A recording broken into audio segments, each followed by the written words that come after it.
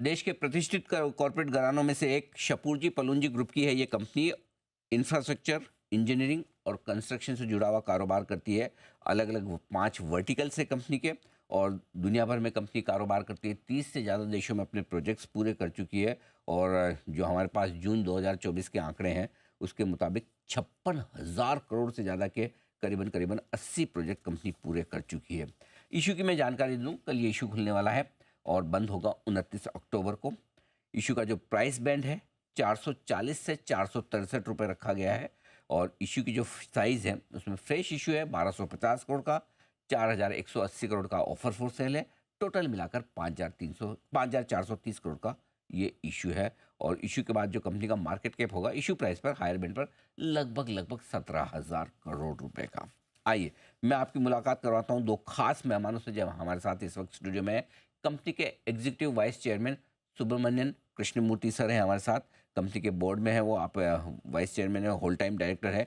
Engineering और construction sector का sir को 42 साल से ज़्यादा का अनुभव है। सर बहुत बहुत स्वागत है। और नवंबर 2002 से लगभग 22 साल से सर कंपनी के साथ में।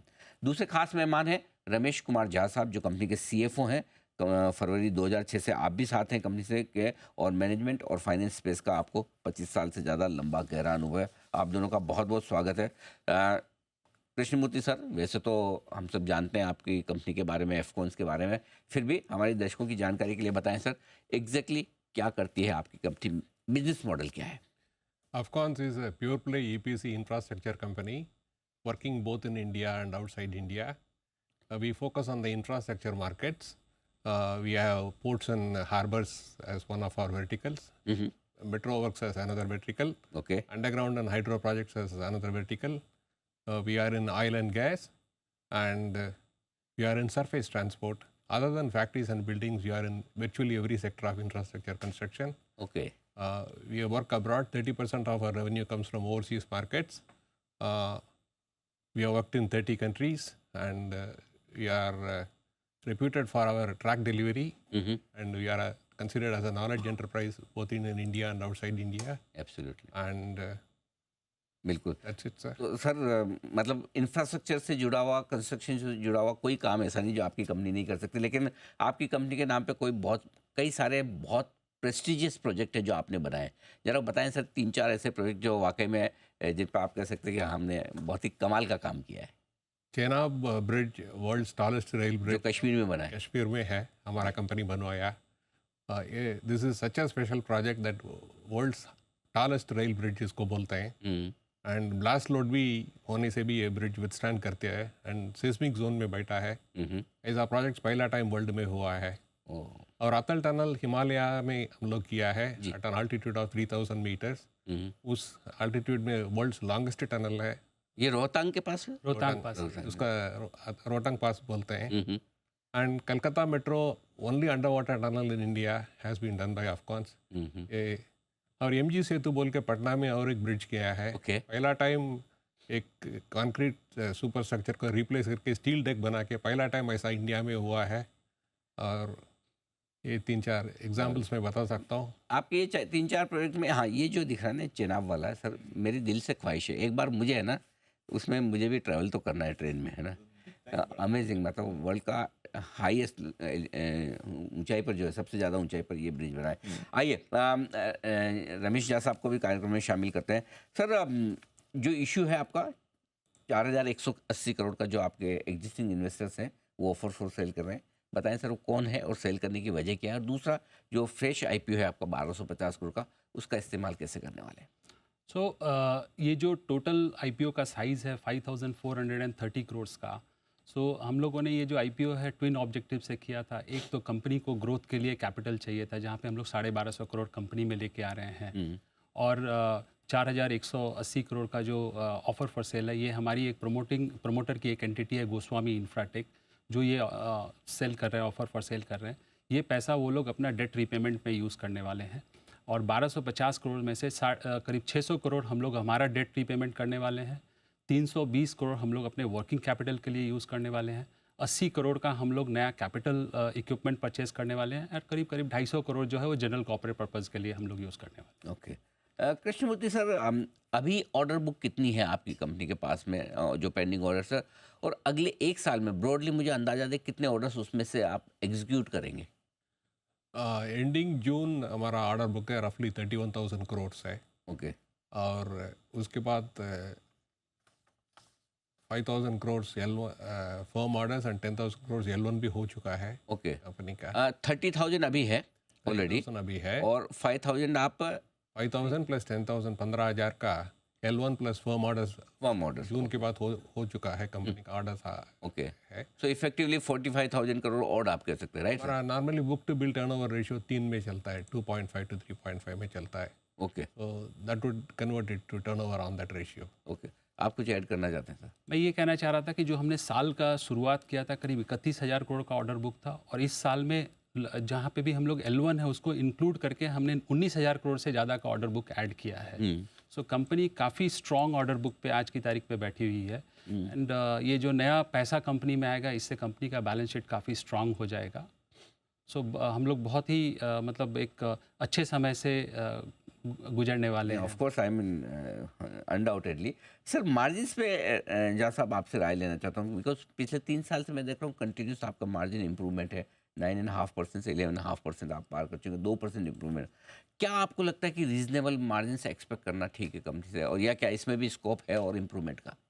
सो सर, अगर आप अभी हम लोग जो हमारे आरएचपी में जो नंबर्स है वो 3 साल के नंबर हैं, राइट। और ऑफ कोर्स जो 22 का जो हम लोग नंबर देख रहे हैं वो थोड़ा सा कोविड से भी इम्पैक्टेड था। ओके। सो जो मार्जिन हम लोग अभी जो हमने किया है, और ये एक प्रोसेस है जो हमारे ऑर्गेनाइजेशन में जो सिस्टम्स हमने जो प्लेस किए हैं ऑर्गेनाइजेशन में, वो प्रोसेस काफ़ी टाइम से हमने उसको मैच्योर किया है, जिसका रिजल्ट अभी हमको देखने को मिल रहा है। सो हमारा प्रोजेक्ट सिलेक्शन जो है वो काफ़ी इम्पॉर्टेंट रोल प्ले करता है, क्योंकि ऐसा बोला जाता है कि कंस्ट्रक्शन कंपनी जो है वो पैसा बनाती है ना अच्छे प्रोजेक्ट चुन करके नहीं, ख़राब प्रोजेक्ट को अगर आप एक्सक्लूड कर सकते हैं ना लें तभी उसको, हाँ। ना ले तभी आप बना सकते हैं। तो कंपनी में जो सिस्टम्स है, जो प्रोसेस है, उसके तहत हम लोग अच्छे प्रोजेक्ट लेते हैं। और कंपनी में हमारे जो सिस्टम है, एक बार प्रोजेक्ट मिलने के बाद में हमारा काफ़ी सारा जो हमारा एक CMAG ग्रुप है, जहाँ पे हम लोग मेथड्स को इम्प्रूव करने की कोशिश करते हैं, हम लोग डिज़ाइन को इम्प्रूव करने की कोशिश करते हैं। हमारे कंपनी में बहुत बढ़िया सिस्टम हम लोगों ने इम्प्लीमेंट करके रखा हुआ है, जहाँ पे प्रोजेक्ट को हम लोग बहुत ही माइन्यूटली मॉनिटर करने की कोशिश करते हैं डिफरेंट लेवल। तो उससे हम लोग प्रोजेक्ट की प्रॉफिटेबिलिटी बढ़ाने की कोशिश करते हैं।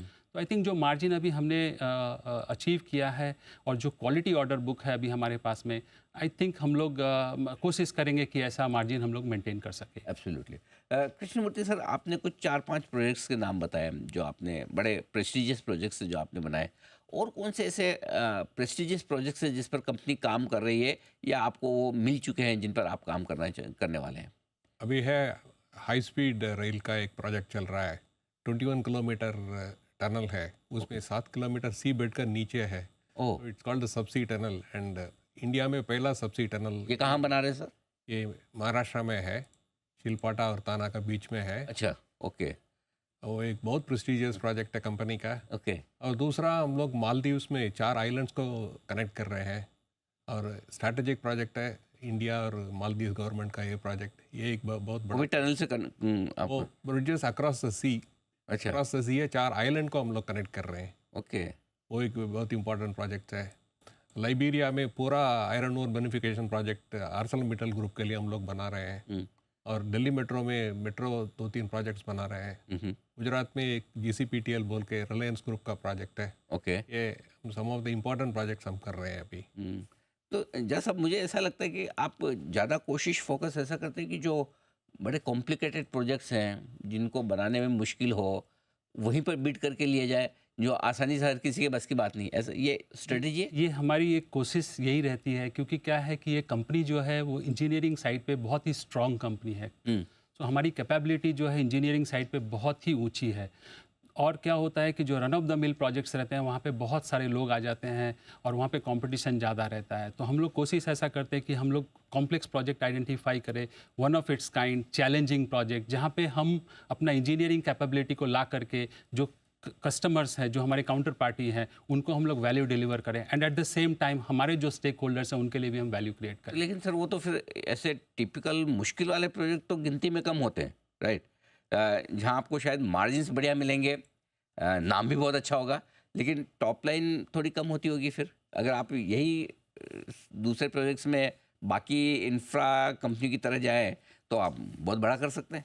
नहीं, हम तो ऑल द वर्टिकल्स में काम कर रहे हैं और ओवरसीज में भी काम कर रहे हैं। इस कारण से जी हमारा जैसा कॉम्प्लिकेटेड प्रोजेक्ट्स ऑर्डर बुक के लिए प्रॉब्लम नहीं बनता है। जी एडिक्वेट प्रोजेक्ट्स आर अवेलेबल है। ओके, मतलब है काफ़ी अपॉर्चुनिटी है हमारे लिए। और हम लोगों की कोशिश ये भी एक रही है कि हम लोग एक सस्टेनेबल और प्रॉफिटेबल ग्रोथ करें, न रादर देन कि हम सिर्फ टॉप लाइन के पीछे भागें। और ऐसा प्रोजेक्ट करने में कंपनी का इमेज भी बढ़ता है, इंडिया का इमेज बढ़ता है। एब्सोल्युटली, वो तो डाउट ही नहीं सर। वो मैं बता रहा हूँ, जो आप देखें ना फुटेजेस जो दिख रहे हैं, चेनाब, अटल टनल, क्या क्या बनाया है, बहुत ही ज़बरदस्त है। आई मीन हम तो कई बार हम वो फाइनेंस और नंबर्स वाले लोग हैं, हम तो कई बार सोचते हैं कि भाई हमारा काम पड़ गया ऐसा बनाने का तो क्या करेंगे। Technology, amazing technology. और बेस्ट विशेष सर, बहुत बहुत धन्यवाद, आपने समय दिया, स्टूडियो में आए, और कल से आपका IPO खुल रहा है, हमारी बहुत बहुत शुभकामनाएं। जैसा आपके ग्रुप का और आपकी कंपनी का नाम है, वैसे दमदार रेस्पॉन्स आपके IPO को मिले, आपके कैपिटल मार्केट की पारी की जो शुरुआत हो रही है इनिंग्स, वो दमदार हो। धन्यवाद अनिल जी, very हम much. लोगों को Thank ये you so मौका much. देने के लिए। Thank you, sir. Thank you for the opportunity. Thank you.